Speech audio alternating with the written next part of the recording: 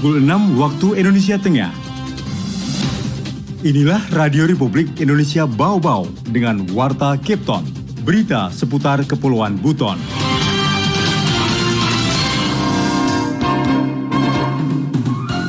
Dengan seluruh stakeholder terkait yang ada di pelabuhan, dari KSOP, dari KP3, kan, dari Angkatan Laut. Dengan cara apa? Ya barang-barang tersebut harus melalui satu pintu, harus melalui X-ray.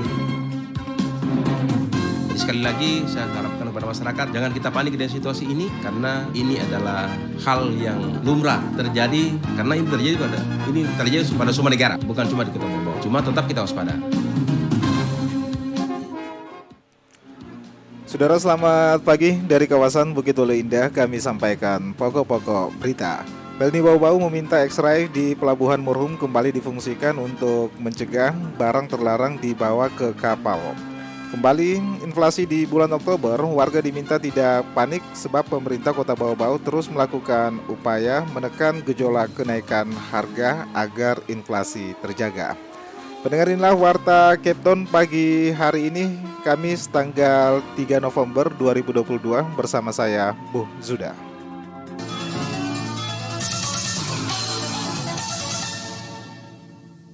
Saudara, untuk mengawali penyampaian Warta Kepton pagi hari ini, berikut kami updatekan kasus COVID-19 di tanah air.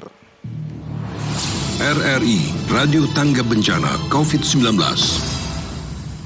Pendengar, pemerintah kembali mengumumkan adanya penambahan kasus harian COVID-19. Rabu, tepatnya tanggal 2 November 2022, kasus COVID-19 bertambah 4.873 kasus. Dengan demikian, total kasus COVID-19 di Indonesia mencapai 6.502.659 yang terhitung sejak kasus pertama diumumkan Presiden Joko Widodo pada tanggal 2 Maret 2020. DKI Jakarta juga menempati posisi dengan penambahan kasus konfirmasi paling banyak, yaitu 1.781 kasus. Kemudian Jawa Barat 700 kasus, Jawa Timur 580 kasus, Banten 442 kasus, dan Jawa Tengah 334 kasus. Sementara itu kasus aktif naik 2.791 kasus dalam 24 jam terakhir, sehingga totalnya mencapai 30.063 kasus aktif. Adapun data yang sama menunjukkan ada penambahan kasus sembuh dalam sehari, jumlahnya bertambah 2.050 kasus. Dengan demikian total kasus sembuh COVID-19 hingga kini tercatat 6.013.911. Di sisi lain masih ada 32 pasien COVID-19 yang meninggal dunia dalam periode 1 sampai dengan tanggal 2 November 2022. Penambahan itu membuat total kematian akibat COVID-19 mencapai 158.695 orang. Sementara itu jumlah spesimen yang diperiksa dalam 24 jam terakhir mencapai 65.204 orang dari 30.520 orang. Berdasarkan pemeriksaan sebanyak 8.611 spesimen dari 4.873 orang yang diketahui positif COVID-19. Saudara, kita ke berita yang pertama. Pelni Bau-Bau meminta X-ray di Pelabuhan Murhum kembali difungsikan untuk mencegah barang terlarang dibawa ke dalam kapal. Selengkapnya reporter RRI Bau-Bau, Afriansah melaporkan. Dengan cara apa? Ya barang-barang tersebut harus melalui satu pintu, harus melalui X-ray. PT Pelni Cabang Bau-Bau menilai perlu kerjasama stakeholder terkait di Pelabuhan Murhum Bau-Bau untuk mencegah barang terlarang dibawa ke dalam kapal dengan mengaktifkan pemeriksaan barang melalui X-ray. Hal itu diungkapkan Kepala PT Pelni Cabang Bau-Bau Joni Samsudin Sitorus menyikapi temuan barang terlarang berupa minuman keras atau miras di KM Sinabung belum lama ini yang diduga berasal dari Pelabuhan Bitung. Baik, jadi untuk adanya temuan miras di kapal Sinabung kemarin yang diduga berasal dari Pelabuhan Bitung. Nah, untuk itu kami dari PLN Cabang Bau-Bau khususnya untuk antisipasi hal-hal yang ini tidak terjadi, perlu adanya kerjasama dengan seluruh stakeholder terkait yang ada di pelabuhan, dari KSOP, dari KP3, kan, dari Angkatan Laut. Dengan cara apa? Ya barang-barang tersebut harus melalui satu pintu, harus melalui X-ray, sehingga bisa memonitor barang apa sih yang masuk ke kapal ya. Joni meyakini penemuan miras di KM Sinabung belum lama ini karena tidak melalui X-ray, sehingga pihaknya berharap X-ray di Pelabuhan Murum dapat kembali difungsikan. Harapan itu disampaikan Jesse Torus karena dirinya melihat sampai saat ini X-ray yang dikelola Kantor Kesabandaran dan Otoritas Pelabuhan KSOP kelas 2 Bau-Bau itu belum difungsikan. Kalau X-ray itu yang kemarin rusak, sekarang sudah diperbaiki, tapi sampai saat ini kami belum disampaikan untuk dicoba gitu loh. Sehingga barang-barang sekarang ini lebih mendominasi dari pintu barat. Itulah yang perlu kita sampaikan, kita harapkan dari kami sebagai operator untuk menangkal, untuk mengurangi hal-hal itu supaya tidak terjadi ya seperti itu. Selain miras, kata Juni, barang yang tidak diperbolehkan ke kapal antara lain senjata tajam. Kala itu, ketika X-ray berfungsi, kerap didapati barang-barang terlarang seperti itu. Ya selain miras tentunya ya seperti senjata tajam, baik itu parang ataupun golok atau cangkul yang biasa kadang-kala itu penumpang bawa gitu loh. Bawa mungkin untuk pekerjaannya di daerah, dibawa mungkin untuk kenang-kenangan ya kan, seperti itu. Jadi kami juga ketika X-ray itu berfungsi, ada beberapa kali kita temukan parang atau golok ataupun pisau gitu yang disita. Karena itu, Juni berharap semua stakeholder di pelabuhan dapat berkolaborasi mencegah kejadian serupa agar tidak terulang, termasuk mencegah penyelundupan satwa dan tumbuhan dilindungi. Reporter RRI Bau-Bau, Afriansa, melaporkan. Pendengar, kembali inflasi di bulan Oktober, warga diminta tidak panik sebab pemerintah Kota Bau-Bau terus melakukan upaya menekan gejolak kenaikan harga agar inflasi terjaga.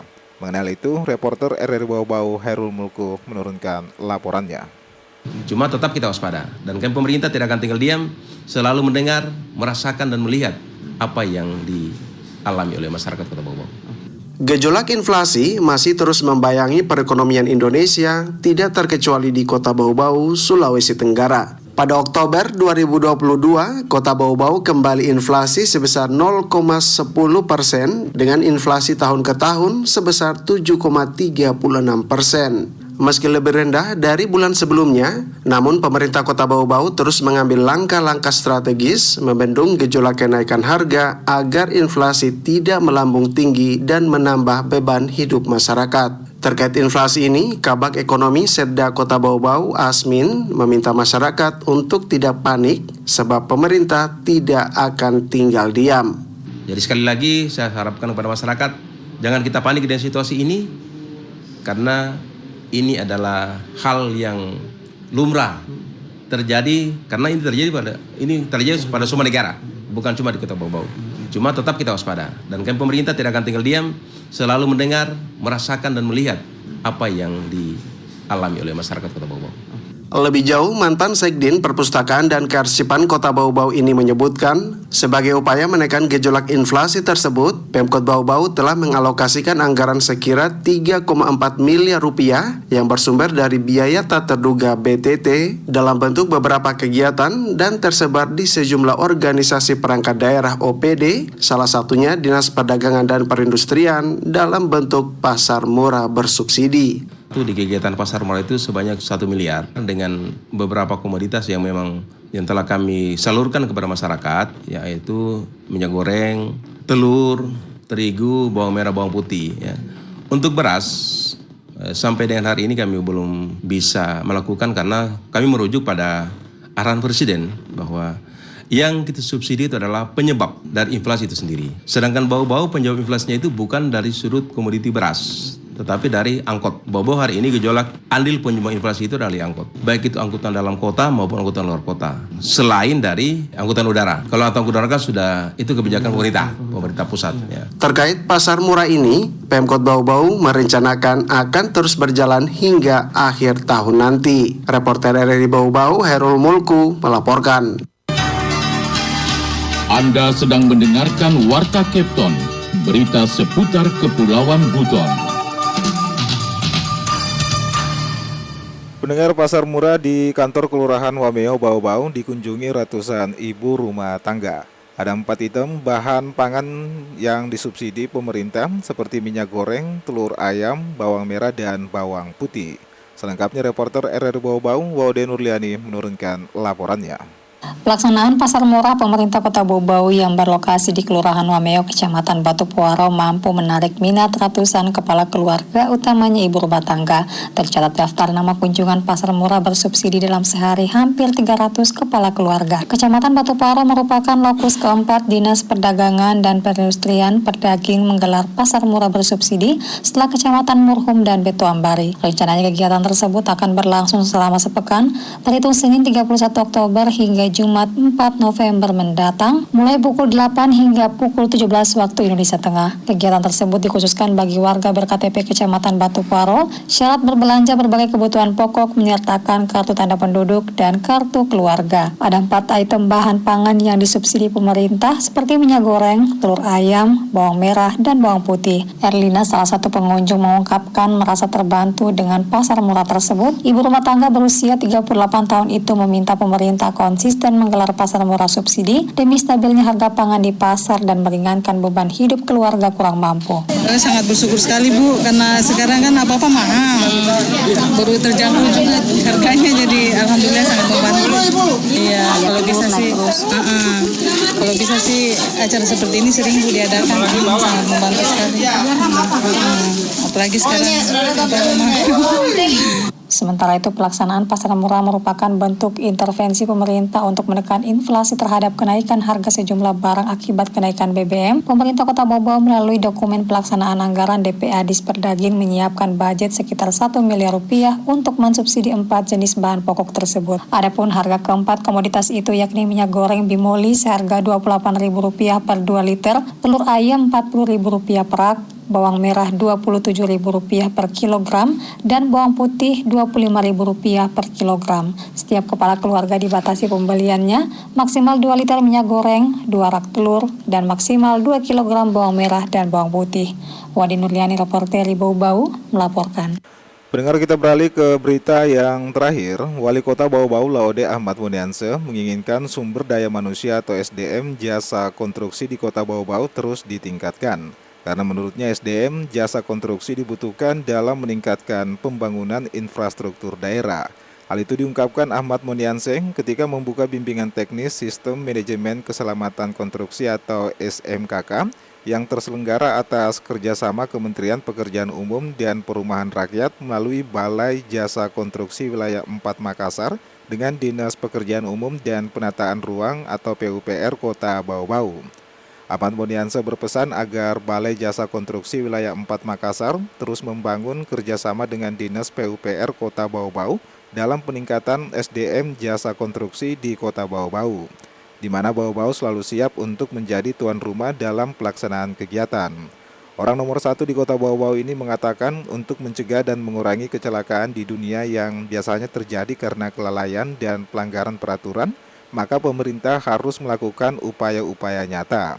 Di antaranya dengan diselenggarakannya bimbingan teknis SMKK tersebut.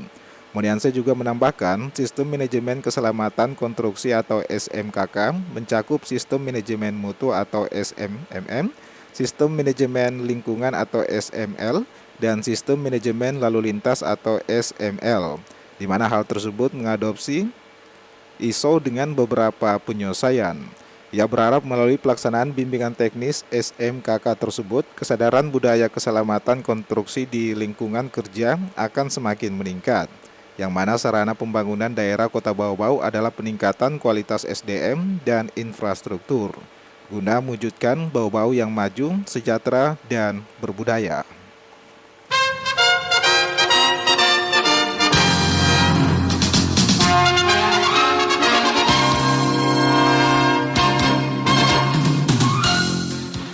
Pendengar, sebelum kami akhiri, kembali kami sampaikan pokok-pokok berita. Pelni Bau-Bau meminta X-Ray di Pelabuhan Murhum kembali difungsikan untuk mencegah barang terlarang dibawa ke dalam kapal. Kembali inflasi di bulan Oktober, warga diminta tidak panik sebab pemerintah Kota Bau-Bau terus melakukan upaya menekan gejolak kenaikan harga agar inflasi terjaga. Pendengar, demikianlah penyampaian Warta Kepton pagi hari ini. Mewakili kerabat kerja yang bertugas, kami ucapkan terima kasih atas perhatian Anda. Selamat pagi dan selamat beraktivitas.